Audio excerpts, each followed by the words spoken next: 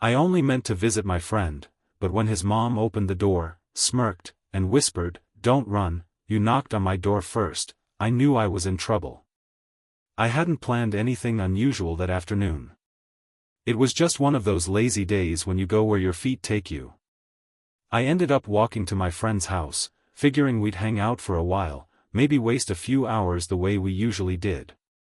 When I knocked, I expected his voice, maybe the sound of his heavy footsteps on the stairs. Instead, the door opened slowly, and there she was, his mom. She leaned against the frame like she'd been expecting me, though I knew she hadn't. Her hair was tied back, but a few loose strands caught the hallway light, almost glowing against the warmth of her skin. She had this calm presence, the kind that made you feel like you were suddenly standing on unfamiliar ground. And then came the smirk. "Don't run," she said, her voice carrying both amusement and something I couldn't quite name. "You knocked on my door first." I froze, caught between a smile and the urge to stammer out an excuse. The words weren't sharp, but playful, like she was testing me, seeing if I'd hold my ground or retreat. My pulse quickened, not because I was afraid, but because I realized how aware I suddenly was of her. The faint scent of her perfume drifted through the space between us, warm and floral, and it seemed to pull me in before I'd even stepped inside. I cleared my throat, managing a half-smile. I was just looking for Daniel. Her eyes softened, though the smirk never really left. "He's not here." "But since you already knocked," she opened the door a little wider, the gesture both casual and oddly deliberate. "You might as well come in."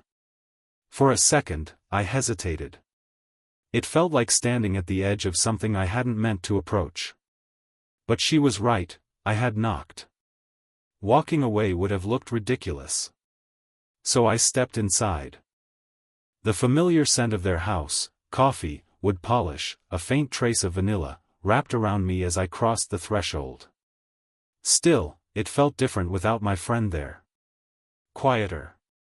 More personal. The click of the door closing behind me seemed louder than usual, as though it had locked me into a moment I hadn't expected. She led me toward the living room, her steps unhurried, her voice easy. "You can wait here if you'd like. He won't be too long." But I wasn't thinking about my friend anymore. Not really. I was thinking about how her eyes had lingered just a second longer than necessary, how her words had carried more weight than the surface meaning. And beneath all of that, there was the truth I didn't want to admit, not yet, not even to myself. I hadn't just knocked on a door. I had stumbled into something that would change the way I looked at her forever. She disappeared into the kitchen with a casual wave of her hand, telling me to make myself comfortable. I sat down on the sofa, the cushions soft and slightly worn, carrying that faint mix of fabric and perfume that belonged to a home carefully lived in. Without Daniel here, the house felt different, quieter, heavier, like every detail mattered more than it should. The sound of the kettle hummed faintly in the background. I caught myself glancing toward the kitchen doorway, listening to the small, ordinary movements, the clink of a spoon, the opening of a cabinet. Simple sounds, yet my chest felt tight, as if I was waiting for something important. When she returned, she carried a tray with 2 mugs of tea, steam rising from them in soft curls. She set the tray down carefully, her movements graceful in the way only someone confident in themselves could be. She handed me a mug, her fingers brushing against mine for the briefest moment. Warm. Steady. Deliberate. "Thank you," I murmured, but my voice sounded too soft, even to my own ears. She settled on the sofa beside me, not too close, but not far either. Just enough that I could feel the warmth radiating from her. She crossed one leg over the other, her posture relaxed, but her eyes lingered. "So," she began, stirring her own tea though she hadn't added anything to it, "how have things been with you? Still working those long hours?" Her voice had that smooth steadiness, but beneath it I caught something else, genuine curiosity, maybe even concern. I told her about my classes, the part-time job that left me tired but restless. She listened, really listened, her gaze never drifting away, her nods timed not just to respond but to encourage me to go on. And then, without meaning to, I found myself studying her in return. The faint lines near her eyes when she smiled, the way her hair framed her face in the soft glow of the lamp, the way her presence filled the room without demanding it. Our conversation stayed ordinary on the surface: work, books, small frustrations of life, but beneath it, something else was happening. Between each pause, there was a silence that carried weight. A silence that made me acutely aware of the space between us, of the way her knee was angled slightly toward mine, of how her breath stirred the steam rising from her cup. I shifted slightly on the sofa, my hand brushing the fabric near her armrest. It wasn't a touch, not yet, but it felt like standing on the edge of one. Her eyes flicked to the movement, then back to mine, a flicker of amusement sparking before softening again into something harder to read. For the first time, I realized how easily ordinary moments could blur into something more. How a cup of tea, a living room lamp, and the quiet presence of someone else could carry an electricity that felt louder than words. And in that moment, sitting side by side with her, I felt the truth pressing closer. I wasn't just waiting for my friend anymore. The tea had long since cooled, but neither of us seemed in a rush to move. She sat angled slightly toward me now, her elbow resting on the arm of the sofa, her cheek balanced in her hand as she listened. That quiet intensity in her gaze had a way of making me feel like every word mattered, even the unimportant ones. But then her voice shifted, softer, carrying a weight I hadn't heard before. "You know," she said, eyes drifting toward the framed photographs on the mantel, "this house used to feel so full. Constant noise. Friends running up the stairs, doors slamming, music playing too loud." Her lips curved into a small smile, though it didn't quite reach her eyes. "Now it's quieter. Too quiet sometimes." I followed her gaze. Pictures of birthdays, vacations, family gatherings stared back at us. Moments frozen in time, glowing with laughter. She traced the rim of her mug absently, her voice almost trailing into a whisper. "When your children grow up, they don't need you the same way anymore. That's the way it's supposed to be." But, she let the thought hang, unfinished, as if admitting the rest out loud might reveal too much. I felt something shift inside me then. I had always thought of her as confident, untouchable even, someone who carried herself with a poise that didn't crack. But here she was, letting me glimpse the loneliness behind the strength. I leaned forward slightly, my voice low. "I don't think people ever stop needing you. They just don't always say it." She looked at me then, really looked. For a moment, it felt as if the room itself had gone still, like the air between us was holding its breath. Her smile returned, softer now, tinged with gratitude. "You're kind," she said, almost as if she were surprised by it. I shrugged, suddenly self-conscious. "I just mean, you matter more than you think." Her hand rested on the armrest, inches from mine. She wasn't reaching for me, not exactly, but the closeness made my chest tighten. I could see the faint lines of her skin, the curve of her fingers, the steady patience in the way she sat. I wanted, just for a second, to lay my hand over hers, to let her know she wasn't invisible. But I didn't. I held still, the weight of the almost touch pressing into me like a secret I wasn't ready to share. Her eyes softened again, but this time there was no teasing, no smirk. Just vulnerability. "You're easy to talk to," she admitted. "Most people don't notice. Or they don't want to hear it." I swallowed, feeling the warmth of her words sink deeper than they should have. "I want to hear it," I said before I could stop myself. Her lips parted slightly, like she might say something more, but instead she just let the silence linger between us. A silence not empty, but full, of unspoken thoughts, of quiet ache, of something fragile and new forming between us. And in that silence, I realized how dangerous it was becoming. Because I didn't want to leave, the quiet between us stretched, but it wasn't uncomfortable. It was the kind of silence that seemed to thrum with meaning, like the air was holding something unsaid.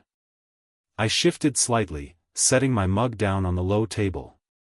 She mirrored me, placing hers beside mine, her fingers brushing the handle as though reluctant to let it go. That's when I noticed it, a loose strand of hair that had slipped free, resting against her cheek. It caught the lamplight, soft and golden. Before I even thought about what I was doing, I leaned forward, instinct carrying me. "You've got," I hesitated, my voice low. "Just here." My hand hovered uncertainly, and for a moment, I expected her to pull back, to laugh and wave me off. But she didn't. She tilted her head ever so slightly, giving me permission without saying a word. Carefully, I reached out and brushed the strand away. My fingertips grazed her skin, warm, impossibly soft, and the touch lasted no more than a second, but it sent a jolt through me so sharp I almost pulled my hand back too quickly. Her eyes lifted to mine immediately. Not startled. Not amused. Just, steady. Holding. The world outside seemed to fade. I could no longer hear the faint hum of the refrigerator in the kitchen, or the distant noise of cars passing on the street. All I heard was my own heartbeat, loud and insistent, and the quiet rhythm of her breath. "You didn't have to do that," she said softly, though her tone wasn't reproachful. If anything, it was teasing, but gentler than before, an acknowledgement of the closeness we'd just shared. "I know," I replied, my hand still suspended awkwardly between us, as if my body hadn't yet realized the moment had passed. Slowly, I let it fall back to my lap, though the warmth of her skin lingered on my fingertips like an echo. She smiled then, not the confident smirk she'd worn at the door, but something smaller, more private. "You're braver than you think." Her words caught me off guard. Brave? I felt anything but. If anything, I felt reckless, crossing a line that existed only in unspoken rules. And yet, sitting there with her eyes locked on mine, I didn't regret it. Not for a second. For a while we didn't move. She shifted slightly closer, not enough for our bodies to touch, but enough that the space between us narrowed. Her knee brushed lightly against mine, so light it might have been accidental, though the pause that followed told me it wasn't. My chest tightened, the contact small but overwhelming. That single point of warmth carried more meaning than words ever could. I wanted to speak, to acknowledge it, but words would have broken the spell. So instead, I sat in that fragile silence, feeling the charge of something new taking shape, fragile yet unstoppable. And for the first time, I realized we had both stepped into unfamiliar territory, neither of us running, neither of us pretending it hadn't happened. Just two people, sitting closer than we should, both aware that nothing was quite the same anymore. Her knee still rested lightly against mine, the contact delicate yet undeniable. I wasn't sure if it was deliberate, but I didn't move. Neither did she. It felt like we were suspended in that fragile moment, uncertain of whether to step back or inch closer. Then, she broke the silence, not by retreating, but by smiling, her lips curving into that familiar, mischievous smirk. "You're nervous, aren't you?" she asked softly, her tone playful but edged with curiosity. I laughed under my breath, trying to mask the truth. "Me? No. Not at all." But she tilted her head, her eyes narrowing just slightly, like she could see through the flimsy disguise. I don't believe you. You're gripping the cushion like it's a lifeline." I glanced down and realized she was right, my fingers were pressed firmly into the fabric of the sofa. Embarrassed, I released it, forcing a chuckle. "Okay, maybe a little." Her laugh was low and warm, not mocking but inviting. "It's sweet," she said, her voice softening. "You don't have to pretend with me." Something shifted then. The teasing no longer felt like a game, it felt like an opening, an invitation to breathe easier around her. I felt my shoulders relax as I leaned back slightly, though my pulse hadn't slowed. "You're enjoying this, aren't you?" I said, meeting her gaze. She raised a brow, her smirk widening. Maybe a little. Her eyes lingered on mine, bright with amusement, but there was something beneath it, something gentler, quieter. It's been a long time since I've had anyone sit with me like this. Listen. Notice things. Her words landed heavier than I expected. I swallowed, searching for the right response, but before I could find it, she reached out, slowly, deliberately, and brushed the back of her fingers across my hand. Just a simple touch, light as air, but it sent a shiver down my spine. The teasing edge in her smile softened, replaced with something more tender. "You're easy to fluster," she whispered, almost as if it were a secret meant only for me. I couldn't help but smile back, though my voice came out quieter than intended. "And you're not making it any easier." Her laugh, softer this time, filled the small space between us. She let her fingers linger on mine a moment longer before withdrawing, though the warmth remained as if she hadn't moved at all. For the first time, I realized she wasn't simply toying with me. The playfulness had been real, yes, but beneath it was a longing of her own, gentle, hesitant, yet unmistakable. The air between us grew thicker, charged not with awkwardness but with something unspoken and fragile. I found myself leaning forward slightly, my voice barely above a whisper. "You're not what I expected tonight." Her eyes softened, her smirk fading into a smile that was warm and deeply human. "Neither are you." And in that moment, the playful teasing that had kept me off balance turned into something steadier, something tender, something dangerously close to real. The warmth of her words still lingered in the air, wrapping around me like something I wasn't sure I was ready for but didn't want to let go of. She leaned back against the sofa, her fingers loosely cradling the curve of her mug though she hadn't taken a sip in ages. Her eyes stayed on mine longer than they should have, and I felt caught in that gaze, unable to break away. I shifted slightly, reaching for the book that lay on the coffee table between us, something to do with my hands, a distraction from the pounding in my chest. At the exact same moment, she leaned forward as well, her hand brushing against mine as we both reached for it. The touch was brief, but it sent a current through me sharp enough to steal my breath. Neither of us pulled away immediately. Her skin was warm, her fingers slender, steady against mine. When she finally withdrew, it wasn't fast, it was slow, deliberate, as if acknowledging what had just happened. I looked up, and she was closer now. Too close. The kind of close where the rest of the room blurred and all I could see was her face, the softness of her lips, the faint curve of her cheek, the light in her eyes that seemed to flicker between amusement and something deeper. For a heartbeat, neither of us spoke. The quiet hum of the house pressed in around us, the distant tick of a clock, the faint rush of wind against the windows. Every sound felt magnified, yet at the same time drowned beneath the thrum of silence that carried between us. Her breath brushed against my skin, warm and steady, though her lips didn't move. I realized then just how little space existed between us. An inch, maybe two. One lean forward would erase it completely. My chest tightened, torn between hesitation and desire. This was my friend's mother. This was someone I had always thought of as distant, untouchable. And yet, right now, she was here, her gaze locked on mine, not pulling away. She parted her lips slightly, like she was about to speak. But no words came. Instead, her eyes softened, filled with something I couldn't name but felt all the same.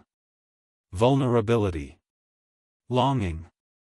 A question she wasn't asking aloud. I inhaled, my own breath shaky. My hand hovered, not quite touching hers again, but so close the warmth of her skin seemed to pull me in.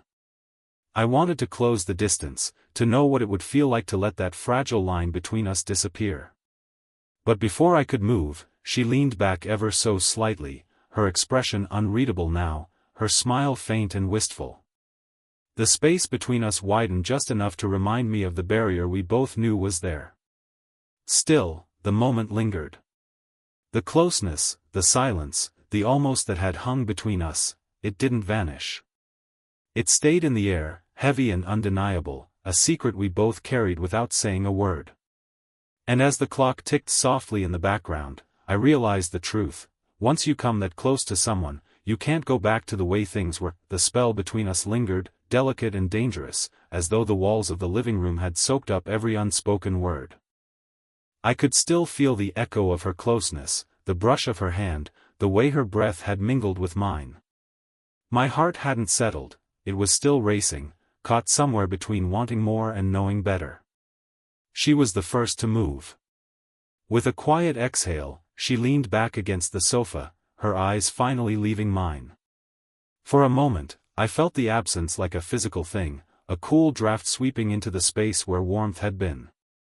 She smoothed her hair behind her ear, her fingers trembling just faintly, as if she, too, was wrestling with the remnants of what had almost happened. Then she stood. Slowly, deliberately. Her movements carried no urgency, only calm, like she was choosing the gentlest way to end something fragile. "Daniel should be back soon," she said, her voice steady but softer than before. "You'll probably catch him if you wait outside." I nodded, though part of me wanted to protest, to stay in that quiet space a little longer. Instead, I rose to my feet, my body heavy with the weight of everything unsaid. At the doorway, she paused. I turned to face her, unsure of what to do with my hands, my words, my feelings. She stepped closer, just enough that I could smell the faint trace of her perfume again, warm and floral, the scent I would now forever associate with this night. Her hand lifted, hesitating for a heartbeat before resting gently on my shoulder. The touch was light, but it steadied me, grounding me in a way nothing else could. Her palm was warm through the fabric of my shirt, her fingers curving slightly as though reluctant to let go. "You're a good man," she said softly, her eyes holding mine with a quiet intensity. "Don't forget that." The words hit me harder than I expected. Not because of what they were, but because of the way she said them, like she needed me to carry them, to believe them, even when she couldn't quite say the rest of what was in her heart. I swallowed, my throat tight. "And you're unforgettable." The words slipped out before I could stop them, but I didn't take them back. I couldn't. For the first time that evening, her smile trembled. Not the confident smirk from the doorway, not the playful curve from the sofa, but something softer. Almost vulnerable. She gave my shoulder one last gentle squeeze before letting her hand fall away. The door opened with a quiet creak, the cool evening air spilling in and wrapping around me. I stepped outside, the night feeling sharper after the warmth of her home. She lingered in the doorway, her figure framed by the soft glow of the hallway light. "Good night," she said, her voice barely more than a whisper. I hesitated, my heart still caught between staying and leaving. But finally, I nodded. "Good night." The door closed slowly behind me, and I stood there for a long moment, staring at the quiet street. The night air pressed cool against my skin, but inside I still carried the heat of her touch, the weight of her gaze, the echo of something unspoken that would stay with me. And though nothing had happened, everything had changed.